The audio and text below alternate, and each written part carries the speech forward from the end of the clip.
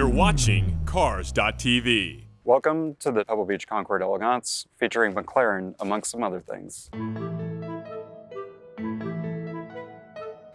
Paul Hageman, and I'm a selection committee member and chief class judge here at the Pebble Beach Concours d'Elegance.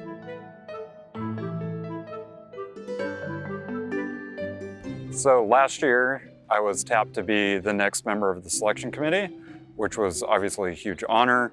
And one of the classes that I was tasked with helping to put together was the 60th anniversary of McLaren we're celebrating here this year.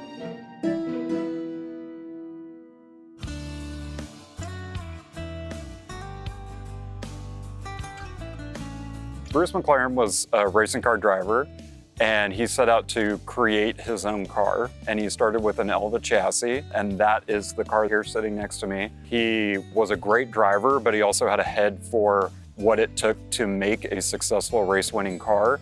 It really spawned into manufacturing in a very short order, absolutely unbeatable, victorious cars year after year after year, from the 60s into the 70s. And unfortunately, Bruce's life was cut short, but his real passion for racing is what kept the brand going. And the interesting thing about McLaren is that a lot of other manufacturers use racing development and success on the racetrack to better their road cars and help sell them. McLaren wasn't too bothered by it.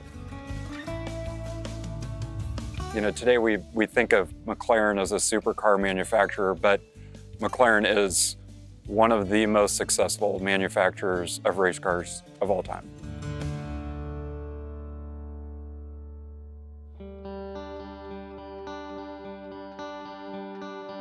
Well, McLaren, this is the first time it's ever been featured at the Pebble Beach Concours d'Elegance. And it's an interesting one because while McLaren today is a household name, it's something that was pretty far from the Concours field. So it's great to have it here this year because it's younger than the Concours, but the Concours began with racing, and we've finally got a class that celebrates decades of competition success of the McLaren brand.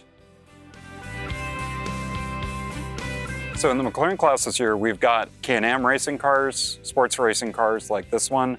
We've got Formula One cars, Indianapolis, as well as Le Mans, and some road cars in the class. So it's really a comprehensive display of all of the depth of what McLaren was able to achieve from a success standpoint.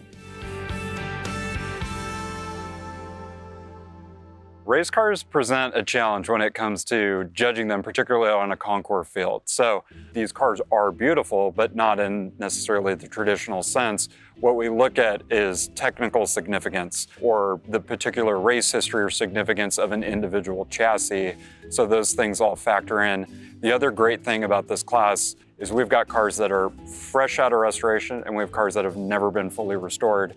So for the judging team, it'll be a challenge to keep a level playing field, give every car an equal chance, and really have to judge and weigh which of those significant McLarens stand out above the rest.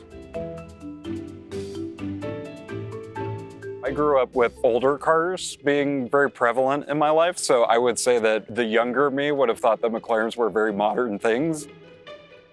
As I've fortunately gotten more exposure to the different cars over the years and different collector cars and racing, what's just enamored me about McLaren were those high points of success. I think we all love competition, and whether it's the Senna years racing the MP44s, which has gotten a lot of notoriety lately as just being one of the great eras of Formula One, the later championship years, the McLaren F1 road car, which was the last true road car to be developed to race at Le Mans, and it won overall. It encapsulates a lot of what makes us love cars.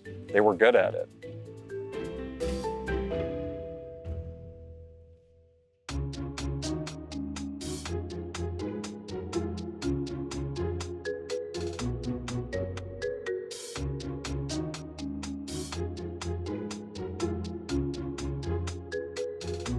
Sunday is an amazing day, a crazy day, a long day.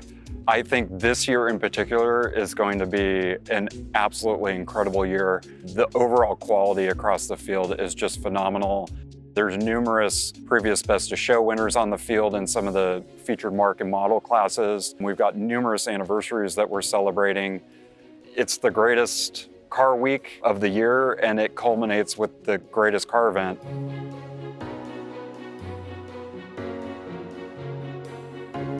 This year in particular shows that what we're celebrating is, cars that are well over 100 years old, and of the greatest racing cars of that era to fantastic sports and sports racing cars and coach-built cars of the pre-war era, right on up to Lamborghini, Porsche, McLaren, which dominated whether it was design or racing or production cars, household names of the more contemporary manufacturing and era of cars.